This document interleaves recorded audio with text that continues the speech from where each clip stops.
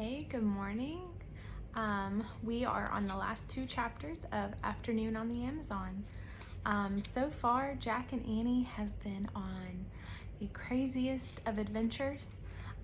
They have come across a monkey, a crocodile, a snake, a cheetah, all of these wonderful and amazing animals. But I don't think they seemed that amazing whenever Jack and Annie were encountering them out in the Amazon. But they have just made it back to the treehouse. Peanut was their guide and was able to get them back to the rope ladder. So we will pick up here and finish the book today. Chapter 9, The Thing. Jack and Annie climbed into the treehouse. Peanut was sitting on a stack of books. Annie patted Peanut's little head. "Thanks," she said softly. "I have to write some notes about the rainforest," said Jack. "You find the Pennsylvania book." Annie began searching for the Pennsylvania book, the book that always took them home. Jack pulled out his notebook. He had wanted to take lots of notes here, but all he'd written so far was, "The Amazon rainforest is." "It's not here," said Annie. "What?" Jack looked up and he glanced around the treehouse. Annie was right. The Pennsylvania book was nowhere in sight. "Was it here before we left home?" said Jack. "I don't remember," said Annie. "Oh man," said Jack. "Now we can't get back to Frog Creek." "That means we'll be here when the vampire bats come out," said Annie. Something came flying through the treehouse window.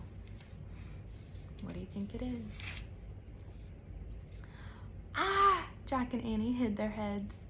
Thud. Something hit the floor. A red fruit. Jack looked up. The monkey was sitting in the window. His head was cocked to one side. He seemed to be grinning at them. "You're safe," said Annie. "Thanks for saving us," said Jack. The monkey just grinned. "I have just one question," said Annie. She pointed at the fruit. "Why do you keep throwing those at us?" The monkey grabbed the fruit. "No, don't throw it," said Jack, and he ducked. But the monkey didn't throw the fruit. He held it out to Annie. He moved his lips as if he were trying to say something.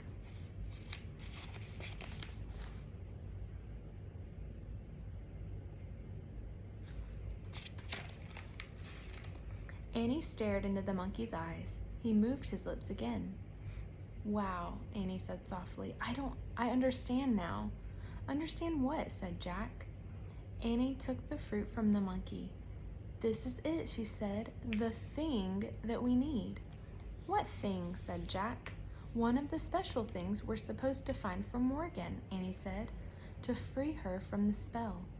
"Are you sure?" said Jack. Before Annie could answer, Jack saw the Pennsylvania book. "Look, our book," he said, pointing. "We found the thing, and now we can use the book," said Annie. "That's the way it works, remember?" Jack nodded. Now he remembered. The Ninja Master said they wouldn't be able to find the Pennsylvania book until they had found what they were looking for. The monkey screeched with laughter. Jack and Annie looked at him. He was clapping his hands together. Annie laughed with him. "How did you know to give this to us?" she said.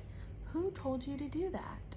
The monkey just waved at Jack and Annie. Then he turned and swung away out the treehouse. "Wait," said Jack, looking out the window. Too late. The monkey was gone. He had vanished below the treetops. "Goodbye," called Annie. A happy screech came from the mysterious world below. Jack sighed. He picked up his notebook again. He looked at his writing. "The Amazon rainforest is..." He had to write something before they left. He quickly added, "amazing." Jack put away his notebook. Annie picked up the Pennsylvania book. "Now it's really time to leave," she said. She turned to the picture of the Frog Creek woods. "I wish we could go there," she said, pointing at the picture. The wind started to blow. The leaves began to tremble. The treehouse began to spin. It spun faster and faster. Then everything was still. absolutely still. Chapter 10, halfway there. Squeak! Jack opened his eyes. Peanut was on the treehouse windowsill. "We're home," said Annie. Jack breathed a sigh of relief. Annie held the fruit up to the afternoon light. "What exactly is this?" she asked. "Maybe it's in the book," Jack answered. He pulled out the rainforest book and he flipped through the pages. He came to a picture of the red fruit. "Here it is," he said. He read it out loud. "The mango has a sweet taste like that of a peach." "Mango? Said Annie. She brought the fruit close to her lips. "Hey," said Jack, grabbing the mango from her. "We have to put it with the moonstone." Jack placed the mango on the M carved into the floor, next to the clear moonstone. "Moonstone mango," whispered Annie. It sounded like a spell. "We're halfway there," said Jack. "2 more to go. Then we can free you, Morgan," Annie called, as if Morgan were nearby. "How do you know she can hear you?" said Jack. "I just feel it," Annie said. "Oh, brother," said Jack. He needed more proof than that. Squeak! Peanut was looking at Jack and Annie. "We have to leave you now," Jack said to the mouse. Squeak! "Can't we take her with us?" said Annie. "No," said Jack. "Mom won't let us keep a mouse in the house. She doesn't like mice, remember?" I don't think I'd let a mouse come into my house either.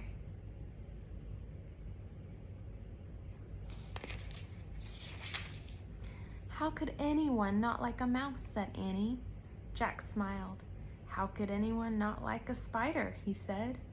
"That's different." Annie patted Peanut's head. "Bye," she said. "Wait for us here and we'll be back tomorrow." Jack patted the mouse too. "Bye, Peanut. Thanks for your help," he said. Squeak! Jack put the rainforest book on top of the book about ninjas.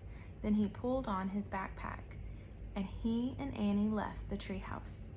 They climbed down the rope ladder. They stepped onto the ground. They started walking through the Frog Creek woods. Leaf shadows danced in the light. A bird called out. These woods were very different from the rainforest, Jack thought. "There's no jaguars or army ants here," he said. "No little monkeys." "You know, that monkey was never being mean," said Annie. "He was just trying to give us the mango." "I know. Actually, nothing was being mean," said Jack. "The army ants were just marching. That's what army ants do." "The piranhas were just being piranhas," said Annie. "The snake was just being a snake," said Jack.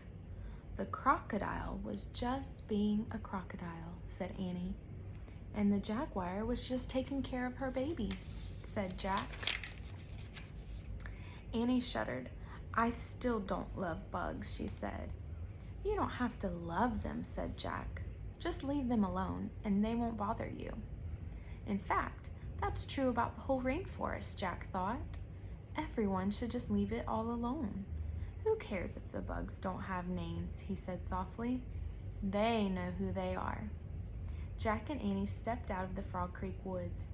They started walking up their street. It was lit with a golden light. "I'll race you," said Annie. They took off running. They ran across their yard. They raced up their steps. "Safe," they shouted together, tagging their front door. The end.